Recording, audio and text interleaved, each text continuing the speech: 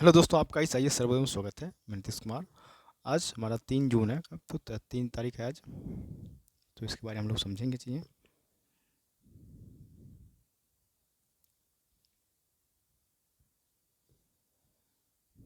ठीक है, चलिए। तो आज के बारे में हम चलें। तो आज का जो हमारे पास जो न्यूज़पेपर में जो पीटी मेंस इंटरव्यू के स्तर पर जो भी न्यूज़ होगा, मैं आप लोगों के सामने डिस्कस करूंगा। कृपया आप लोगों से ये अनुरोध रहेगा कि आप लोग इस वीडियो को शेयर और सब्सक्राइब जरूर करेंगे।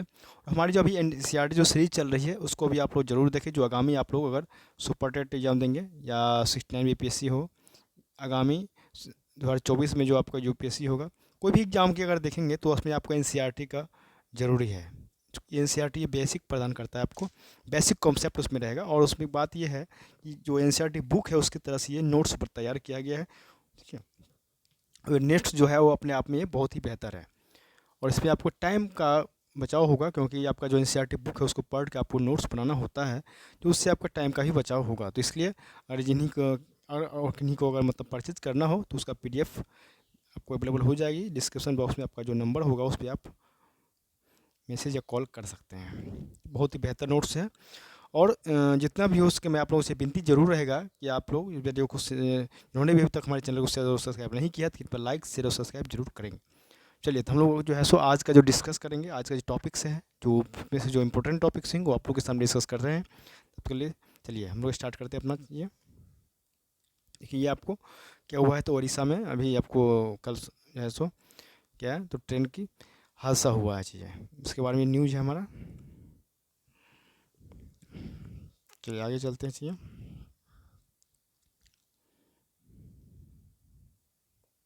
देखिए, गृह मंत्री ने क्या किया, तो 140 हथियार सौंपा गया है। इसमें कहा गया है कि अपील किया है वहाँ कि एक दिन बाद शुक्रवार को हिंसाग्रस्त मणिपुर में विभिन्न स्थानों पर लोगों ने 140 हथियार पुलिस को सौंप दिए।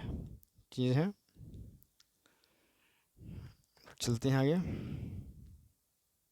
ये हमारे नेपाल के प्रधानमंत्री जो आए हुए हैं अभी, जो नेपाल के जो प्रधानमंत्री हैं कौन, तो पुष्प दहल प्रचंड। कौन नेपाल के प्रधानमंत्री हैं, पुष्प दहल प्रचंड ने प्रधानमंत्री के समक्ष उन्होंने भारत और नेपाल के रिश्ते पर बात किए हैं, मुद्दे पर बात किए हैं। ठीक है, उनका कहना है कि ये कहना है कि एक क्षण ऐसा जब आया होगा जब जिस उद्देश्य से आए वह पूरा नहीं हो पाएगा। उस दौरान वह बेहद दबाव महसूस कर रहे थे, लेकिन मोदी जी के ओर से की गई पहल से ही सब आसान होता चला गया। उनका ये भी कहना था कि कई एमओयू और समझौते पर हस्ताक्षर किए गए, इस लिहाज से यात्रा ऐतिहासिक रही और सबसे महत्वपूर्ण दीर्घकालीन ऊर्जा समझौता रहा। बैठक के दौरान मैंने पीएम मोदी के सामने सीमा विवाद का भी मुद्दा उठाया, उनका ये कहना था।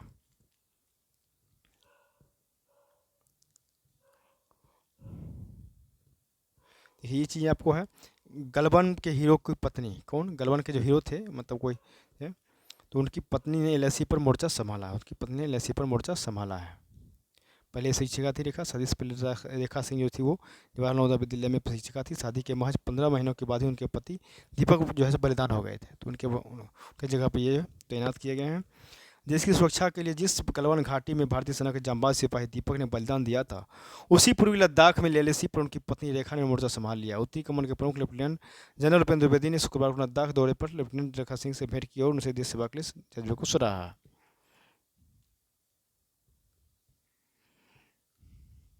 ये इनका जो मामला है सिसोदिया का, तो इनका है क्या कि क्या तो ईडी ने हाईकोर्ट में कहा कि मनीष सिसोदिया ने उप मुख्यमंत्री रहते हुए 18 विभागों को संभाला, तो उस समय उनके पास अपनी पत्नी से मिलने का समय नहीं था। वह जमानत पाने के लिए से धारा बना रहे हैं। अंतरिम जमानत से ईडी से मांगी थी रिपोर्ट। वह हाईकोर्ट ने सिसोदिया की अंतरिम जमानत याचिका को लेकर ईडी को नोटिस किया है। हाईकोर्ट ने ईडी से शनिवार तक रिपोर्ट मांगी है। ईडी ने कहा है कि सिसोदिया ने कुछ दिन पहले ही अपनी अंतरिम जमानत याचिका वापस ले ली थी। अब उन्होंने फिर से अंतरिम याचिका दाखिल किया है।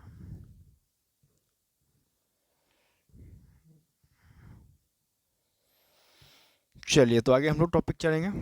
कहा जा रहा है कि न वकील चुस्त न गवाह, ऊपर से एसटीएफ ने बढ़ाया मुकदमों का बोझ। मतलब अदालतों में जो लगा मुकदमों का ढेर न्यायपालिका का एक बहुत बड़ा सिरदर्द बना हुआ है। कारण है कि तारीख पर इसके पीछे भी कई कारण है। 1 लाख से ज़्यादा मुकदमों की रफ्तार अदालत के स्थगन आदेशों ने थाम रखा है। 54 लाख मुकदमों की सुनवाई वकीलों की अनुपलब्धता के कारण अटकी है। 33 लाख से ज़्यादा मुकदमे अभियुक्तों की फरारी के कारण रुका हुआ है। 27 लाख मुकदमों की सुनवाई में देरी के कारण आम गवाहों का पेश नहीं होना है। 13 लाख से ज़्यादा मुकदमे दस्तावेज के इंतजार में रुका हुआ है। 22.5 लाख मुकदमों की सुनवाई अन्य कारणों से रुकी हुई है, यानी त्वरित न्याय चाहिए तो हर स्तर पर सक्रियता बढ़ानी होगी। अदालत में लंबित मामलों को खत्म करने के लिए कोई भी योजना सफल होने के लिए जरूरी है सुनवाई में हो रही देरी कि जिन कारणों को चिन्हित किया गया है उन्हें तुरंत दूर किया जाए। देश में इस समय लगभग 25 लाख पंजीकृत वकील हैं। लंबित मुकदमों की संख्या को देखा जाए तो इस हिसाब से एक वकील के हाथ में करीब 17 केस होना चाहिए, लेकिन किसी भी अदालत में जाकर देखने पर यह स्पष्ट हो जाता है कि केस कुछ सफल वकीलों के हाथों में ही जाता है।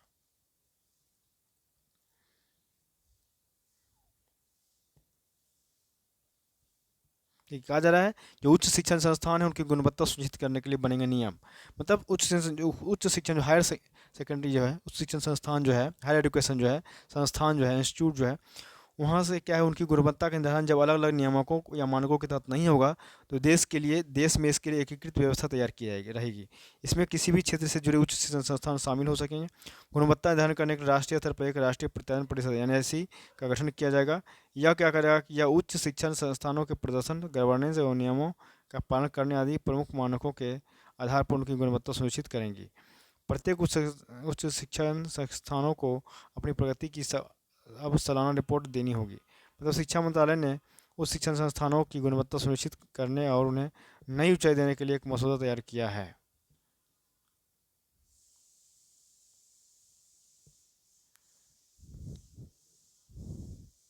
देखिए चीन कहा जा रहा है कि चीन में भारतीय पत्रकार हो रहे परेशान बागची। मतलब बात ने ये आरोप लगाया है कि चीन में काम कर रहे भारतीय पत्रकारों को कई तरह की परेशानी का सामना करना पड़ता है। उन्हें आने जाने या स्थानीय नागरिकों को काम पर नियुक्त करने में अड़चनें आती है। इस मुद्दे को उठाते हुए विदेश मंत्रालय ने चीन की सरकार से आग्रह किया है कि वह भारतीय पत्रकारों को बेहतर माहौल में काम करने दें। भारत ने इस मुद्दे को तब उठाया जब कुछ हफ्ते पहले ही चीन के यहाँ काम करने वाले 2 भारतीय पत्रकारों को वीज़ा देने से मना कर दिया था। चीन का दावा है कि भारत सरकार उसके पत्रकारों को भारत में काम करने का वीज़ा नहीं दे रही, लिहाजा उसे भी ऐसा कदम उठाना पड़ा।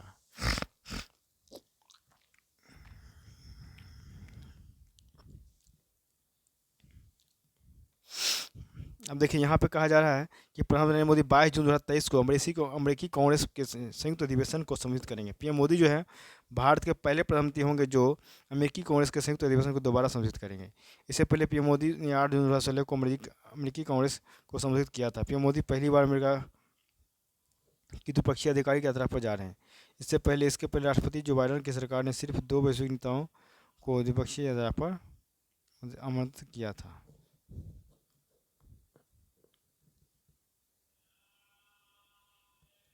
चलते हैं आगे क्या है।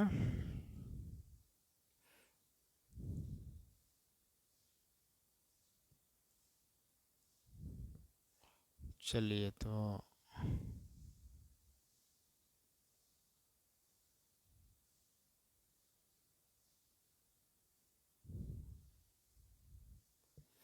चलिए आगे चलते हैं। चलिए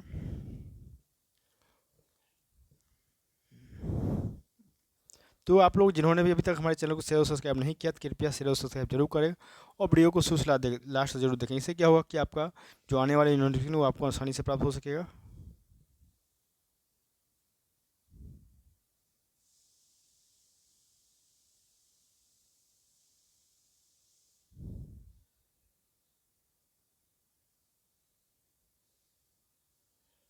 यहाँ तो चल रहे हैं। चलिए आगे चल रहे हैं हम लोग। तो उस वीडियो को शुरू से लास्ट जरूर देखेंगे और हिस्ट्री जो नोट्स है, हिस्ट्री जो NCERT वाला वीडियो है उसको भी आप लोग देख सकते हैं। चीज़ें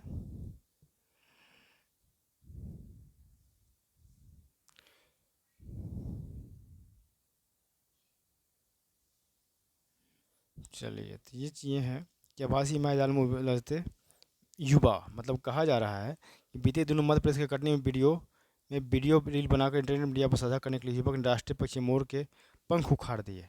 तवासी दुनिया में चित्रित होने की इस तरह का युवक ने साथ ही वीडियो बनाया। वीडियो इंटरनेट मंच पर इंस्टाग्राम पर डाला गया। युवक हंसते हुए कमरे को देखकर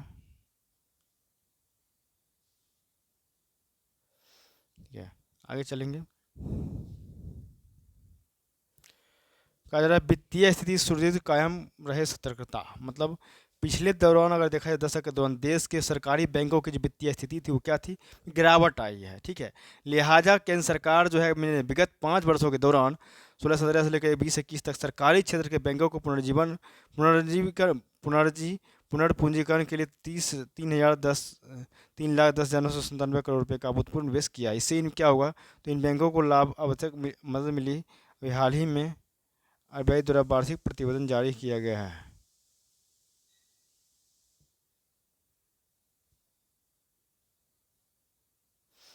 चलिए, तो इसमें भारतीय बैंकों की स्थिति को सुदृढ़ बताया गया है। वो 1 दिसंबर 2022 को समाप्त अवधि में भारतीय बैंकिंग में पूंजी पर्याप्तता अनुपात 16.1%, सकल गैर निष्पादन स्थितियों का अनुपात 4.41, 41% और प्राविधान कवरेज अनुपात 73.2 रह गया है।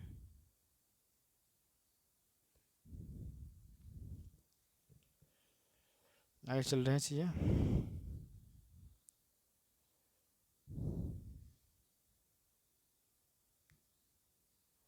चलिए आगे चलते हैं। ये हमारा बिजनेस पेज है, कौन सा, ये बिजनेस इकोनॉमिक्स का न्यूज़ होगा। इसमें आपको कह रहा है पीएफआई पीएलआई और एफटीए से बढ़ेगा फार्मा कारोबार। मतलब क्या, तो कहा जा रहा है पीएलआई मतलब क्या, प्रोडक्शन लिंक्ड इंसेंटिव का मतलब क्या है, तो प्रोडक्शन लिंक्ड इंसेंटिव पीएलआई योजना और विभिन्न देशों के साथ हो रहे मुक्त व्यापार समझौते एफटीए की बदौलत फार्मा क्षेत्र का कारोबार अगले 2 वर्षों में 70 अरब डॉलर तक पहुंच सकता है। इलेक्ट्रॉनिक के बाद फार्मा क्षेत्र के लिए पीएलआई योजना की घोषणा की गई थी, उसका परिणाम अब दिखने लगा है। यही वजह कि गत वित्त वर्ष 22-23 में फार्मा का निर्यात 4% की बढ़ोतरी के साथ 25.39 अरब डॉलर रहा है, जबकि दवा के कच्चे माल के आयात में वित्त वर्ष 22-23 में वित्त वर्ष 21-22 के मुकाबले 1.5% गिरावट रही है। मतलब 50 अरब डॉलर है अभी फार्मा क्षेत्र का व्यापार।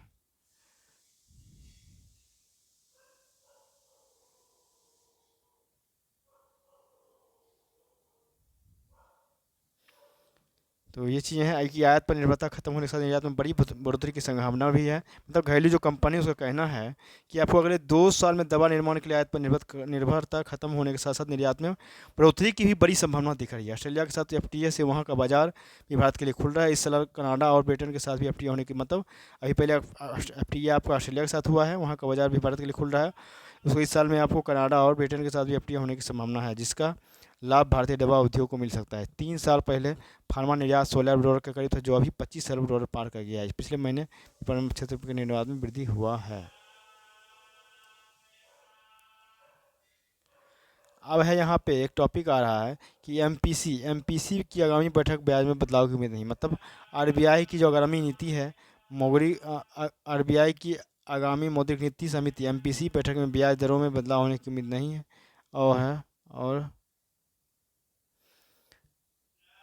और यह एक बाजार स्थित रह सकती है। विशेषज्ञों का ये कहना है, ये बात कहा है कि एमपीसी की अप्रैल में हुई बैठक में ये रेपो रेट 6.50% पर रोकने का फैसला लिया गया था।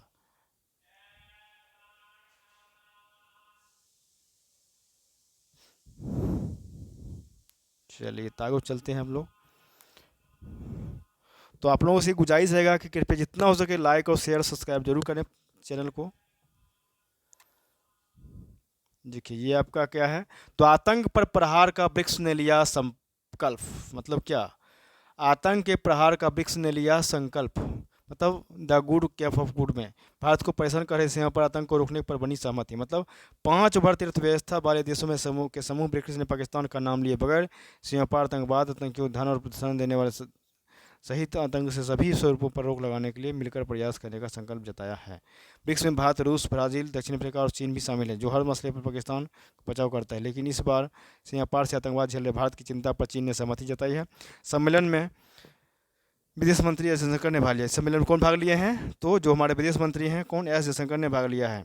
द केप गुड ऑफ शीर्षक से जारी संयुक्त बयान में ब्रिक्स देशों के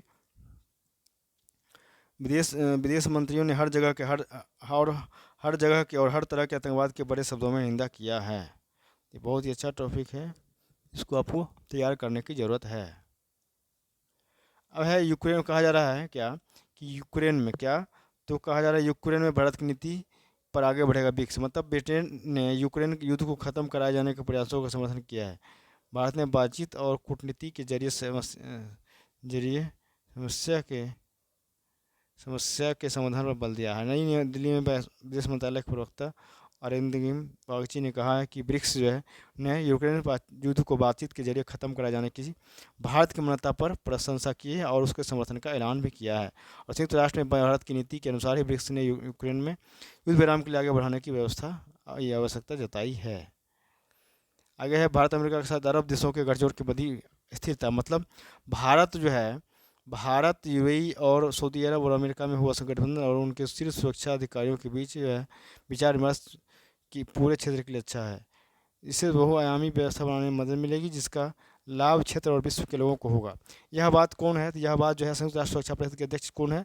लाना नुसीबे ने कहा है। सुरक्षा परिषद की अध्यक्षता इस समय यूएई के पास है और लाना लाना जो है संयुक्त राष्ट्र की यूएई के स्थायी प्रतिनिधि है। लाना का कहना है कि विकास की जरूरत महसूस कर रहे राष्ट्रों को भारत और यूएई के साथ आना चाहिए, मिलकर आगे बढ़ने की तलाशना चाहिए।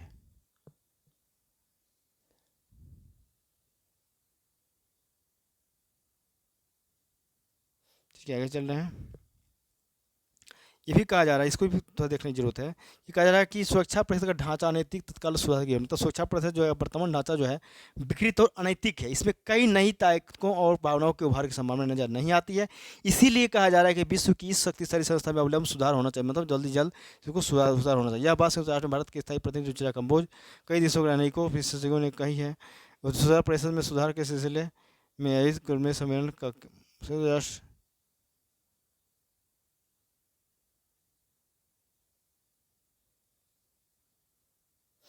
ठीक है, तो ये चीज़ें हैं। चलिए, तो यहाँ तक हम लोग कर लिए। तो आप लोगों से गुजारिश रहेगा कि जिन्होंने भी अब तक हमारे चैनल को सब्सक्राइब नहीं किया तो कृपया इसको जरूर करने का प्रयास करेंगे। देखिए क्या है, वन संरक्षण बिल के मामले में मद्रास हाईकोर्ट के आदेश पर सुप्रीम रोक, मतलब सुप्रीम कोर्ट ने मद्रास हाईकोर्ट पर एक आदेश पर रोक लगा दिया है कि दरअसल मद्रास हाईकोर्ट ने केंद्र सरकार की उस प्रेस विज्ञप्ति जारी करने से रोक दिया था जिसे वन संरक्षण संशोधन बिल 2023 के लिए लोगों को सुझाव मांगा गया था। दरअसल सिर्फ हिंदी और अंग्रेजी मांगे गए थे, जिसे लेकर आपत्ति थी। इसके बाद हाईकोर्ट ने तमिल भाषा में जानकारी की याचिका दायर की गई और हाईकोर्ट में प्रेस विज्ञप्ति पर रोक लगा दिया है।